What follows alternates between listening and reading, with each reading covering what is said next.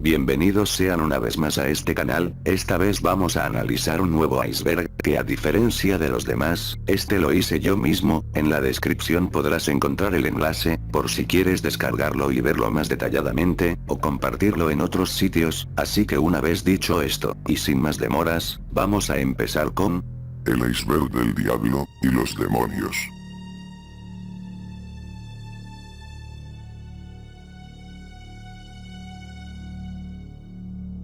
el diablo se define como la personificación de la maldad, tanto en la cultura popular, como en las creencias religiosas. Este siempre ha fungido como la oposición de un dios benevolente, por lo que dependiendo de las tradiciones y la cultura, ha recibido una gran cantidad de nombres y representaciones.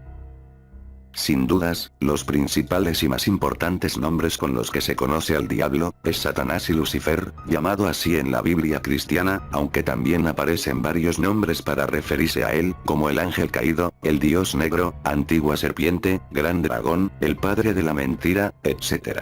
En Latinoamérica, el concepto del diablo se ha mezclado con el folclore del lugar, así recibiendo distintos nombres dependiendo el país. Por ejemplo, en México, al diablo se le suele conocer popularmente como chamuco, en algunas regiones de Sudamérica se le suele nombrar como mandinga, en República Dominicana y países cercanos, se suele conocer como diantre, diache o diale, y en Bolivia, los mineros le llaman el tío de la mina, aunque en este caso, lo ven más como un santo que como un ser malvado.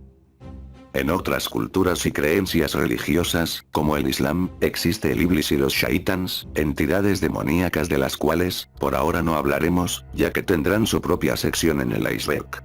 Ahora pasando con las representaciones del diablo en imágenes, este ha tenido muchas apariencias, tal vez la más popular sea la de una bestia de color rojo, con cola, cuernos y un trinche en su mano. En el cristianismo, se le suele atribuir la imagen del macho cabrío, aunque de cierta forma, este concepto es erróneo, pues originalmente el macho cabrío representaba al dios griego Pan, un ser divino el cual, al pasar de los años empezó a ser asociado con la maldad.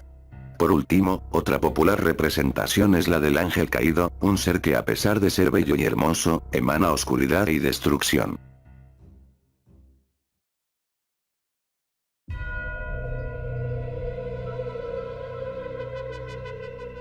Cuando se habla de satanismo, lo primero que piensa la gente es en invocaciones, rituales, sacrificios, magia negra, etc. Sin embargo, la cosa no va por ahí. Para poder explicar esto, debemos remontarnos hasta la época antigua. Tras la expansión del cristianismo en Europa, es cuando se empezaron a reportar cultos al diablo, o a seres malignos. Sin embargo, estos casos realmente son de difícil validación histórica, ya que en aquellas épocas oscurantistas, cualquier práctica religiosa distinta al cristianismo era considerada como diabólica o satánica, así que bajo mi punto de vista, puedo decir que el satanismo realmente nació en el siglo pasado de la mano de Anton LaVey, quien fundó tanto la Biblia como la Iglesia satánica. Ahora bien, cabe decir que el satanismo laveyano no se suele considerar como una religión o culto, pues este no rinde adoración al demonio como un dios o entidad, sino que lo usa como un símbolo de rebeldía y desafío ante las religiones abrahámicas y sus corrientes. En ese sentido, el satanismo laveyano realmente se puede definir como una simple filosofía atea, o agnóstica en algunos casos. Ahora bien, a partir de esta doctrina, empezaron a surgir distintas organizaciones, las cuales, según ellos se adoraban tanto a Satanás como una deidad, como a otros demonios. Algunos ejemplos son el luciferismo, los paladistas, la Orden de los Nueve Ángulos, el Templo de Set, etc. Sin embargo, de esto hablaremos en otro punto del iceberg, pues también existen muchas dudas respecto al tema.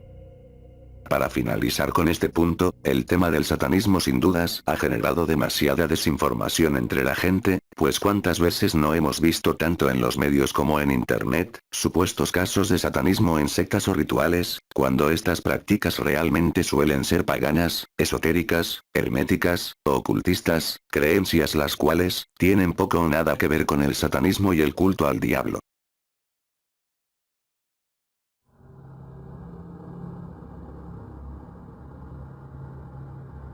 El 666 o número de la bestia, ha sido objeto de gran cantidad de teorías, conspiraciones, e investigaciones. El número aparece en el capítulo 13 y versículo 18 del Apocalipsis, en la Biblia, y hace referencia principalmente al anticristo, aunque claro, el número de forma un tanto errónea, también se ha ligado con Satanás.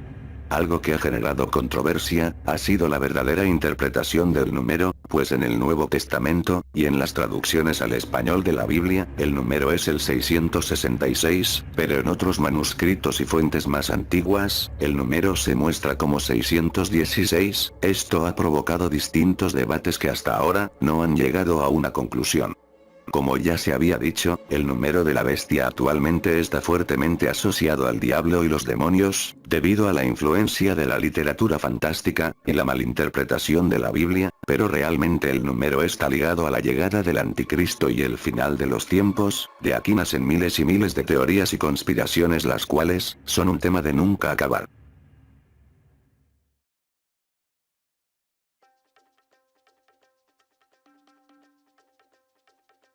Ya hemos hablado un poco sobre el culto al diablo en un sentido religioso, ahora lo veremos desde un punto de vista tradicional y folclórico, pues en algunos lugares, la macabra imagen del demonio ha sido usada para diversas celebraciones.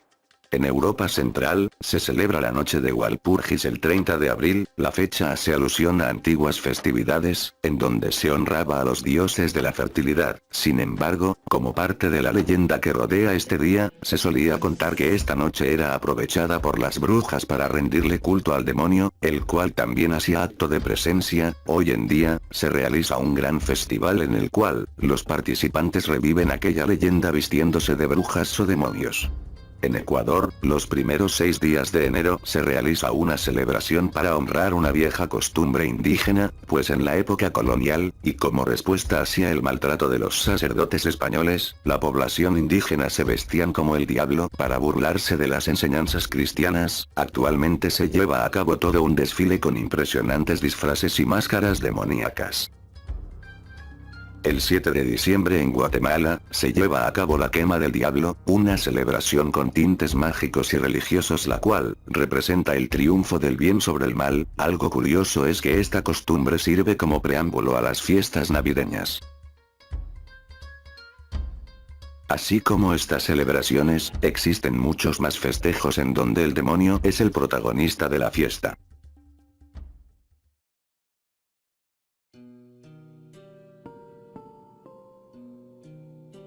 Es muy probable que en algún momento de tu vida, hayas escuchado la leyenda de la chica que bailó con el diablo. Este relato es sumamente popular en muchos lugares de México, contando con distintas versiones y variantes.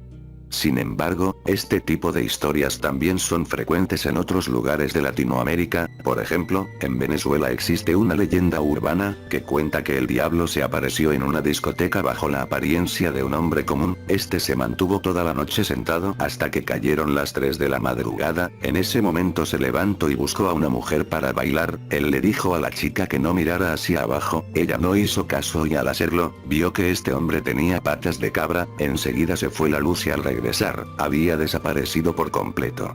Así como esta leyenda, se cuentan muchos otros relatos bastante similares, en donde el mismísimo diablo aparece para convivir con los seres humanos. ¿Tendrán algo de cierto todas estas historias, o serán simples coincidencias?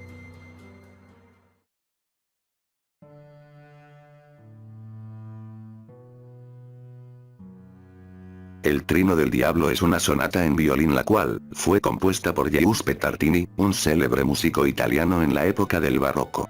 La historia detrás de esta sonata es bastante peculiar. Todo empezó con un sueño en donde Tartini describe que se le apareció el diablo, y le ofreció ser su sirviente. Tartini aceptó, viendo que el diablo tenía habilidad en hacer cualquier cosa, lo desafió a tocar una melodía en el violín para él. Entonces el diablo empezó a tocar este violín con tanto virtuosismo y técnica, que Tartini se quedó sin palabra alguna. Fue tanto asombro que provocó que éste se despertara de aquel sueño. Inmediatamente tomó su violín con el fin de retener, al menos una parte de aquella sonata que tocó el diablo en su sueño, y así fue como nació el Trino del Diablo, considerado por Tartini como la mayor composición de su vida.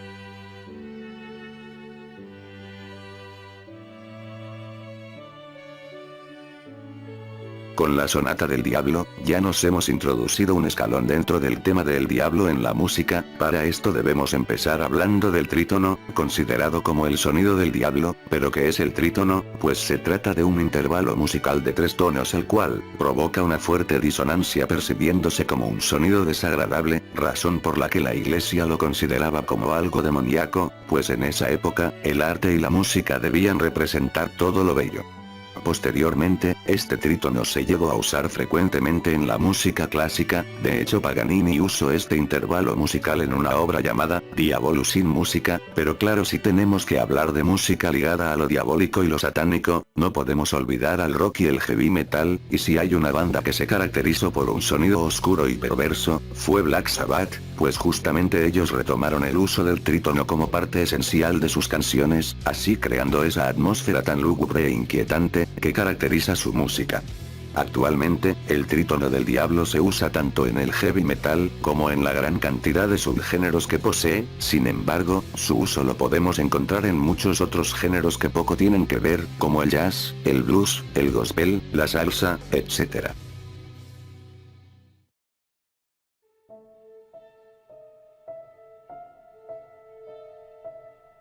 No hace falta explicar qué es un pacto con el diablo. Este se ha convertido en un gran referente de la cultura popular occidental, y lo hemos visto en todo tipo de medios.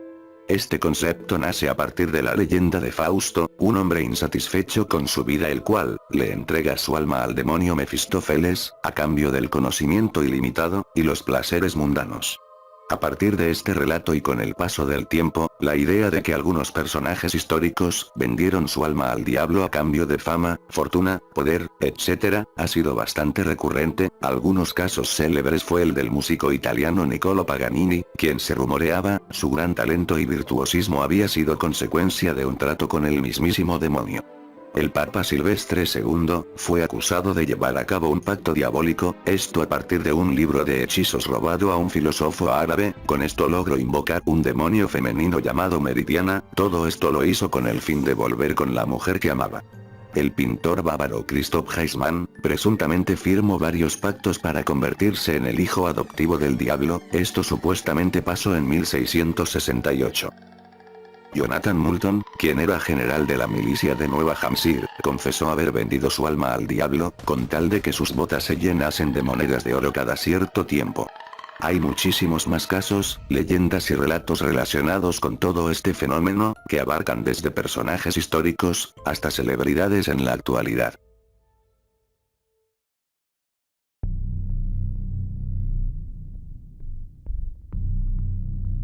Dentro de la teología, existe una rama sumamente curiosa y controversial. Estamos hablando de la demonología, el supuesto estudio hacia los demonios, sus orígenes, y su naturaleza.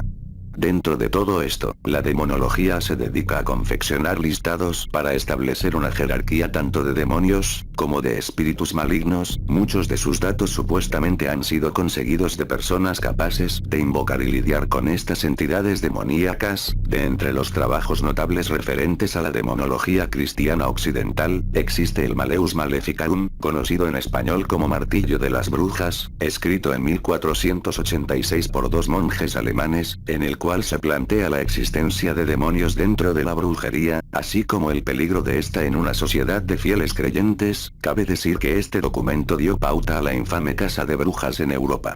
Otro material importante en la demonología es el Diccionario Infernal, un libro ilustrado el cual recopila a distintos seres demoníacos y malignos pertenecientes a las ciencias ocultas, mitología, tradiciones, grimorios, cuentos populares, supersticiones, y en general, todo tipo de creencias sobrenaturales. El libro se publicó por primera vez en 1818, por el escritor y ocultista francés Jacques Auguste Simon. Décadas más tarde, Louis Le Breton fue quien publicó una versión actualizada, la cual es la que existe en nuestros días.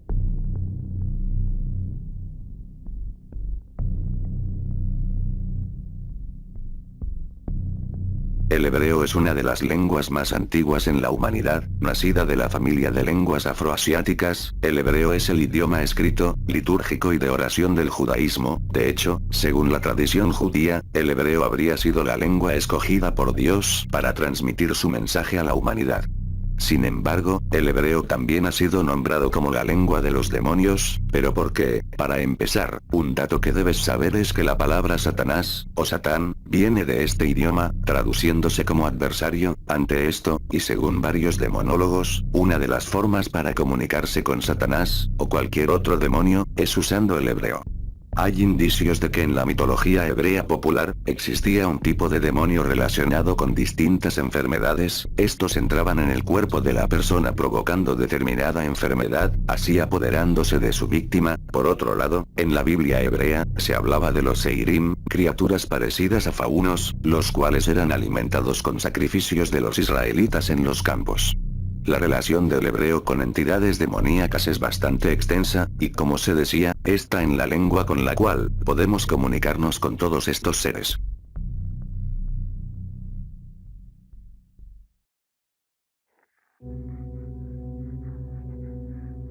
Ahora nos adentraremos un poco en el campo de la psicología, pues existe una extraña enfermedad mental relacionada con todo esto, la llamada cacodemonomanía, o simplemente cacodemonia. Este término hace referencia a la manía de creer estar poseído por algún demonio. Este padecimiento es bastante extraño y poco frecuente de encontrar, pero en esos pocos casos, el paciente cree estar poseído por alguna entidad demoníaca, así que busca de forma compulsiva a alguna persona que le ayude a lidiar con esto. Lo curioso es que esta creencia solo está en la cabeza de la persona, pues realmente no experimenta ninguna anormalidad, o síntoma de que pudiera estar poseído.